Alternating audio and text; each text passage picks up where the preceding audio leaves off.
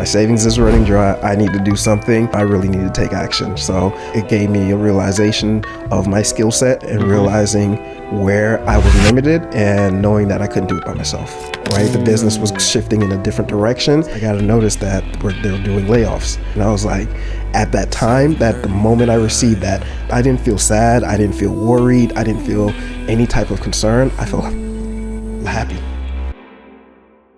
All right, guys, today I got a very, very special guest, my client, the king of credit Mike. And I'm very excited because, again, it's my first time seeing Mike in Dubai in person.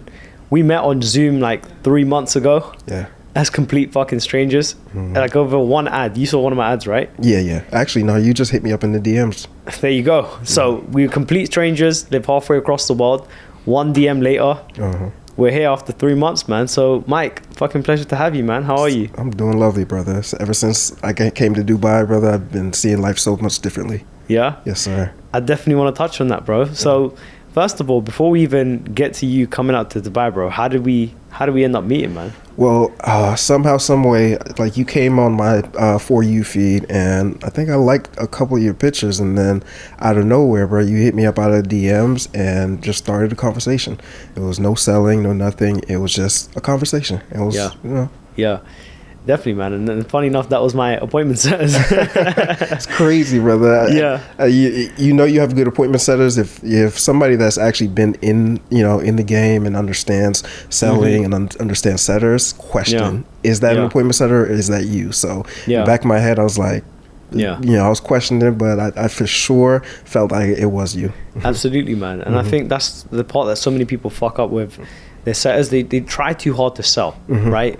It's kind of like going onto a date and trying to get married right away. Right? You gotta find out what their favorite color is, what their favorite food is and shit before you get down to it. So Mike, what I want to do, man, is I kind of want to dig a little bit deep into some of the results that you've been able to have, some of the breakthroughs that you've been able to have.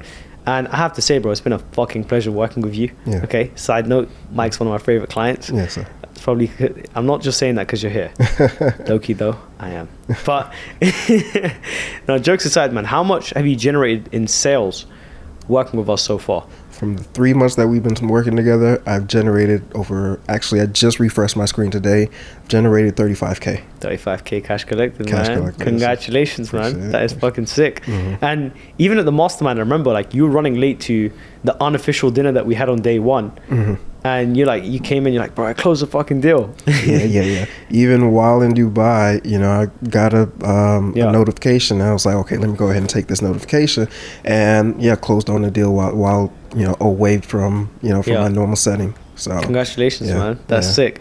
Do you close a lot of deals, like prior to this, did you close a lot of deals away from your setting, or were they mainly like in your house?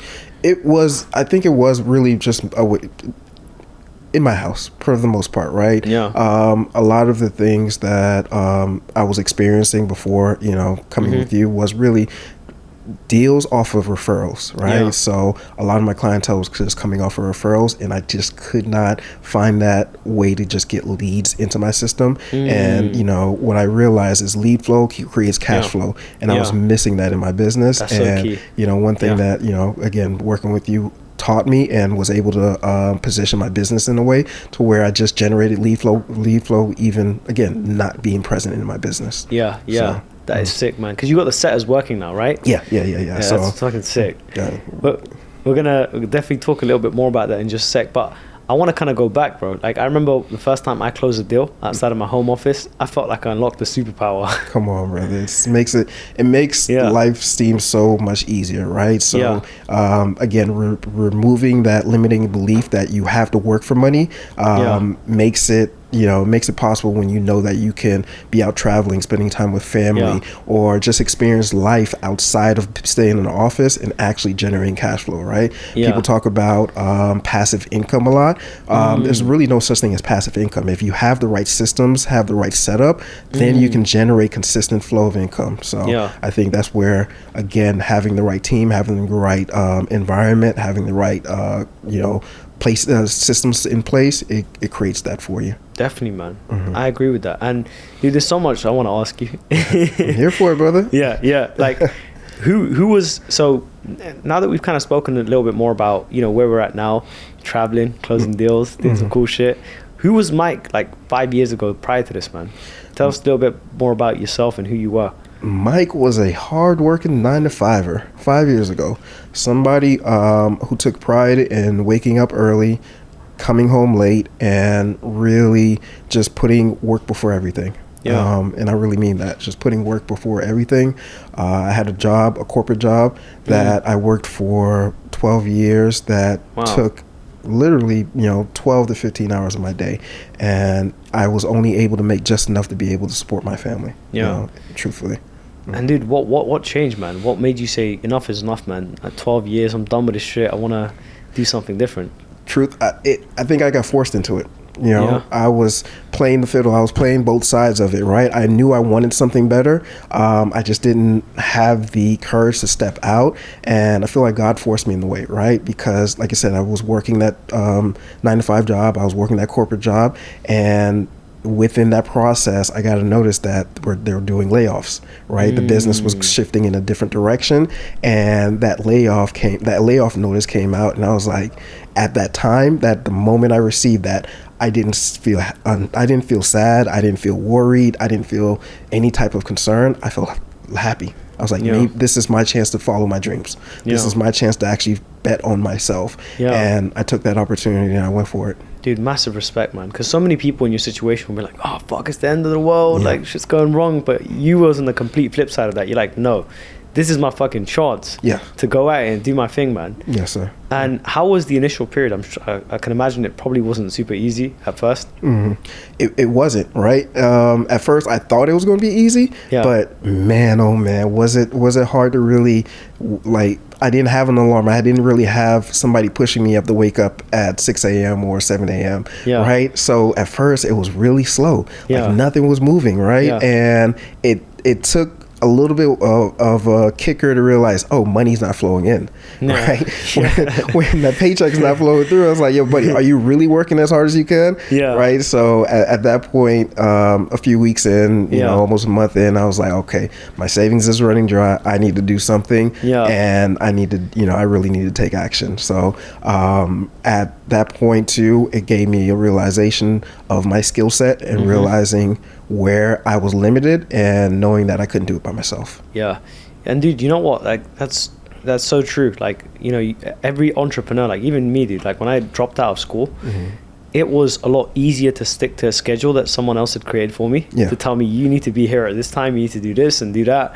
But it's like so many people fuck it up. Like when it comes to themselves, they never hold themselves accountable, right? Like it's a lot easier to wake up 6 a.m. to go to a job than it is to wake up 6 a.m. to work on your business. You know what I mean? Like, and how would you say you personally built that discipline in doing so? Again, I think I felt like it needed to be done. I made the decision, and once I made that decision, I knew this is what I needed to do. Right? Anytime that I would look at a job application, I would get a headache. I knew going back to the workforce wasn't the option. So this has to work or it has to work. Basically, that was it. So that decision to stay disciplined and to stay within the game really kept me going forward. And I think that's so important, man. Decision making processes, because you're always one decision away from doing some crazy shit and unlocking that next level, man. So you've been in the credit space, man. Tell us a little bit more about that. Well, I've been running a credit repair business for about 4 years now. Now what I do is help businesses and entrepreneurs secure $50,000 to $100,000 in business funding at 0% interest, so that they can scale their business using ads, using it for construction, using it for any type of resources to help scale their business for the most part. So this has been a wonderful journey in a sense to where I've gone from focusing primarily on getting people out of bad credit into good credit, and now I'm taking it to the next level where I'm helping individuals that have gotten their credit fixed, gotten themselves in good credit standpoints to actually leverage it in the right way. Yeah, definitely, man. Because I think there's a statistic that said I think over 85% of Americans are in debt, and the majority of them, correct me if I'm wrong on that statistic, majority of them are in like crappy debt. Right, like they finance some fucking flat screen TVs, some iPhones and shit. So I think the way that you're doing it is incredible, man, because credit has helped me build my business massively. Right, ad spend, buying softwares for the team, investing into programs, and so on and so forth, man. So between me and you, man, what do you think is the one biggest mistake that people completely fuck up when it comes to credit? When it comes to credit, I feel like a lot of people don't know how to leverage. When you say that 85% of individuals have bad credit, especially in the United States, it's key to the key reason for that is because they have a consumer mindset, not an investor or a business mindset, right? As an entrepreneur, you should be looking at assets, not liabilities, right? That flat screen TV that you mentioned, that's a liability, right? But you can use that same money to, again, buy ads, right? Or to spend on something that's going to generate income down the line. So yeah, definitely, man. And if you guys are watching this and you need business funding, go to Credit Mike, aka the King of Credit. Yes. If you guys need help turning that credit into ad spend that's profitable, taking 10 G's and turning it into 50 G's, you know who to hit up. But with that being said, man, I want to kind of move on to the thought process and decision making process behind how we ended up working together and why you selected us. Yeah. Honestly, I've been through the ringer before, meaning I've made number of investments, right? 4-figure, 5-figure investments, as big as $50,000 in a coach, right? So I've seen it all. I've seen the ones that help, the ones that don't help, right? And when I initially connected with you, like I said, it didn't come off as somebody that was trying to sell me something, right? The conversation in the DM was genuine, and it was just something like, let's just hop on a quick call. And once we did, I got nothing but value without you even asking for a dollar. And that was enough for me to feel like I can trust you, right? And even off of that one Zoom call that we had initially, that was enough information for me to walk away and make $10,000 that week. So with that, I was like, all right, this guy's different. Yeah, absolutely, dude. And you know what? Like, one of my philosophy amongst my sales team, like at the Mastermind earlier in the week, I was making a joke and I was like, if you guys ever come and ask me on a sales call, on a scale of 1 to 10, like how fucking, I will immediately block you and hang up the phone. Because, dude, I think it's such a ingenuous way of selling, right? Like, it's just so fucked up, right? And it's become gospel in the industry. So with my closers and even myself, man, the one thing I aim to do is 2 things, right? Number one, provide as much fucking value as possible. Because that person's there, right? You mentioned you've been through the ringer, right?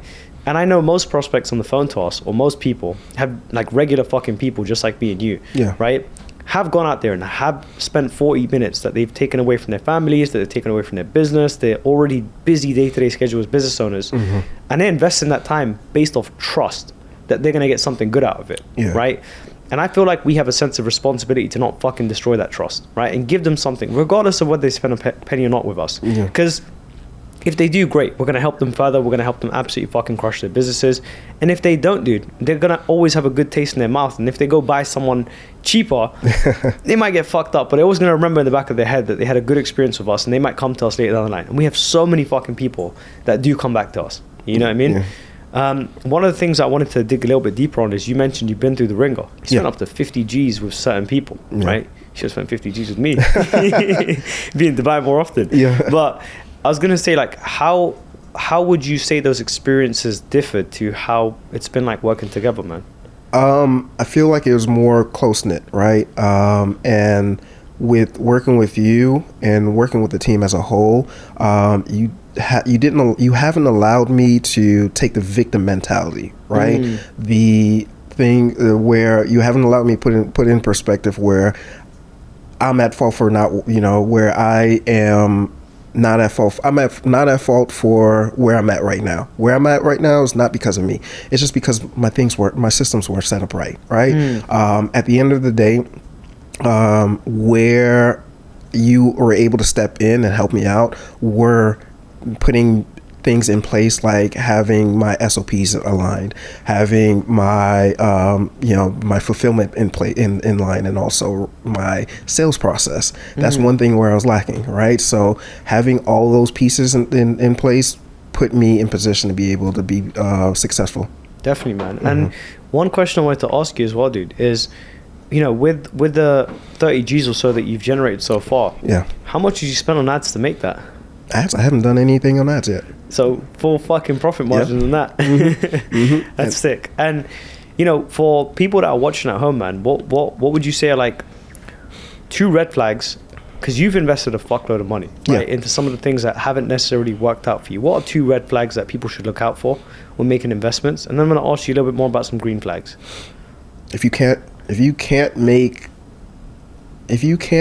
see yourself, hold on, to answer this one, actually, I'd say the red flag would come into how transparent they are about their business. I think when you came about, you were transparent about where I was at, what I needed to do, and gave me step by step. Right. And this goes back to the value. Right. So you showed me exactly what you had to go through to get to the level that you're at, and where I'm at the stage that I'm at, and what I need to focus on. So you didn't sell me on a pipe dream.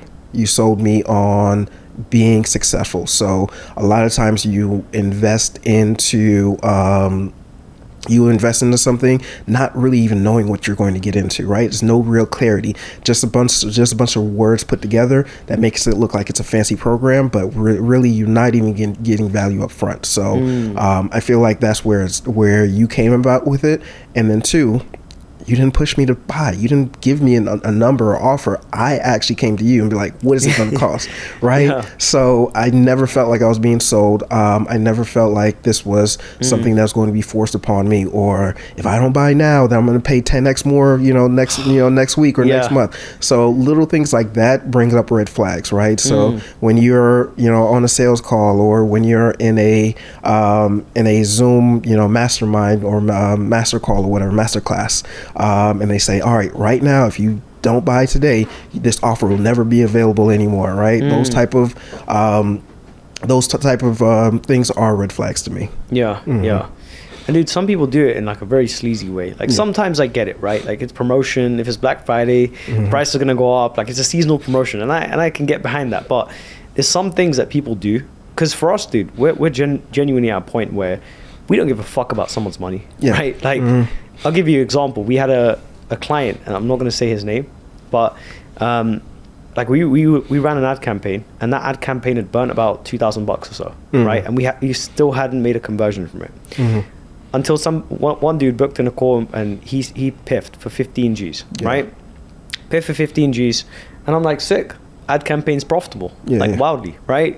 But at the same time, dude, like, within the first week of working with a guy, he had just against doing anything we broke down.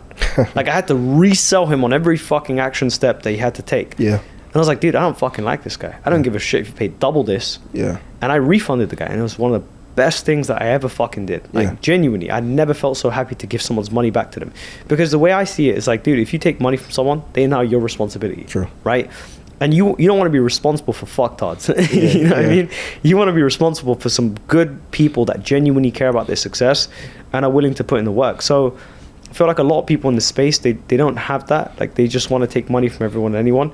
We want to work with people that we can fly out, chill with in person, and so on and so forth. And even as I've been chilling with yourself and some of the other people that flew out, it's been fucking sick. It feels like I'm just chilling with friends that I've known for years. Agreed. You know what I mean? Which brings me on to my next point, dude, man. You flew out. How many hours was the flight? It was a 13-hour flight. Crazy. First time on this side of the world. So, yeah. And what brought about that decision, man? What made you say, do you know what, dude? I want to attend the Mastermind. I want to fly out and be out here. I made the commitment. So it was to follow through all the way. So I've already seen the results of how what you've offered in your coaching and your services, and I knew that this was another opportunity to just still, for me to get to the next level. And without a question, without a doubt, I needed to be here. Right. Initially, I did feel a little bit hesitant, be like, man, do I really want to make another investment when I just came off of just paying for this program, whatever. I'm slowly but surely making my money back, but do I really want to do it? But the moment I said yes, I promise you, I don't know what it was, but the moment I made that commitment, I just started getting calls. I just started getting lead flow, and I was like, all right, boom. So it just started paying for itself. So it worked out, and I can say that this was the best investment I've ever made, flying out to this mastermind. The people I was able to meet, the experiences I was able to go through, and then also the lessons I'm able to go through to help me get to that next level, to break 6 figures, and then ultimately hit the $1 million mark. Absolutely, man. You got to run it back when you hit that $1 million mark. Yeah, 100%. And you know what? It's so crazy that you say that, because I think the biggest part about spending a large sum of money is the fear and anticipation leading up to it. Yeah. Right? Like, I'll give you an example. I'll give you 2 examples, right? When I went skydiving, you know, I was kind of ready. I was like the first time I was supposed to go was the first time I came to Dubai. I bitched out a little bit, and I was like, oh. And I regretted it. I regretted, oftentimes in life, I know it's cliche, but you're going to regret the things that you didn't do over the things that you did do. Unless you killed someone, right?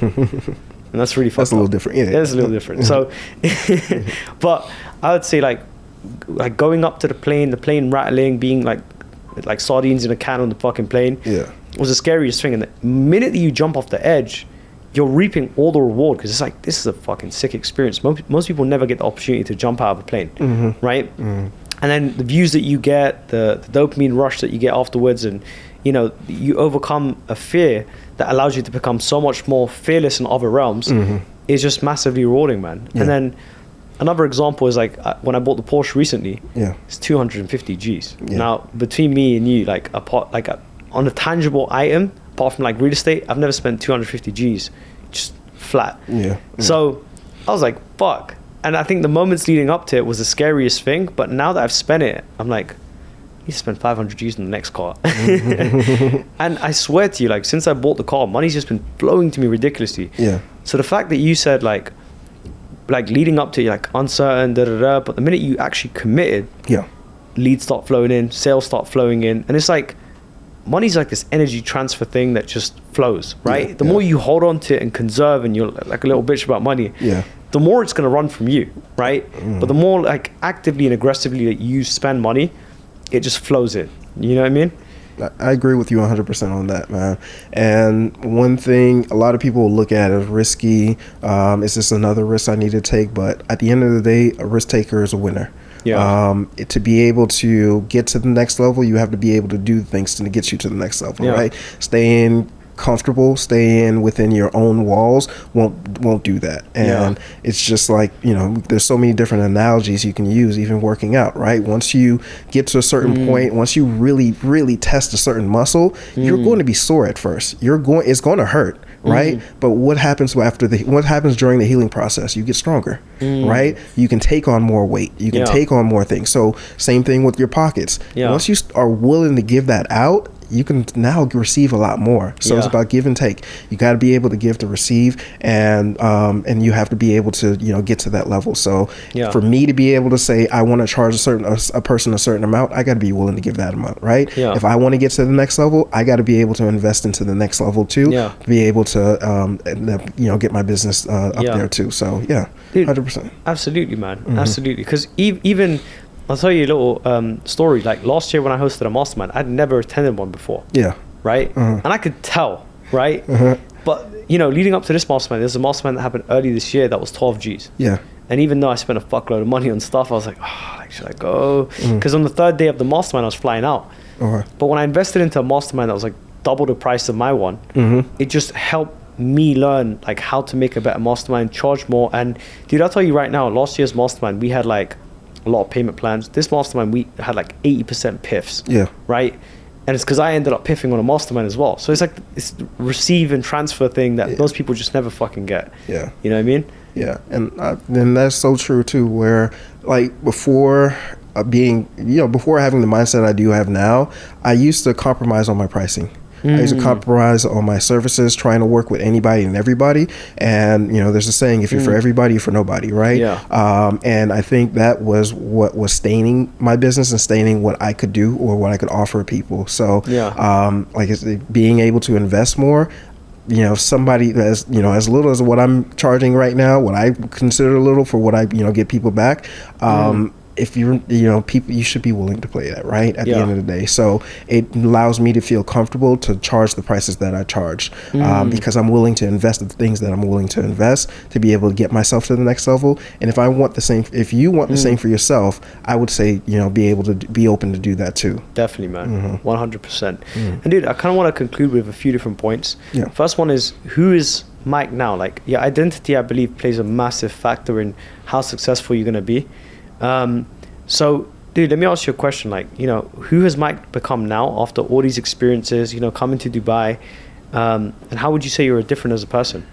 I think I would say I'm a realist in a sense of where I can understand reality a little bit more, and knowing that if I want something in life, I have to go after it myself. And I have to be willing to take the risk and taking the chances as they come. Right. Opportunities are in front of me is based off of whether you see it or not. And the only way that you can see it is if you are, one, in the right environment, two, you have the right guidance.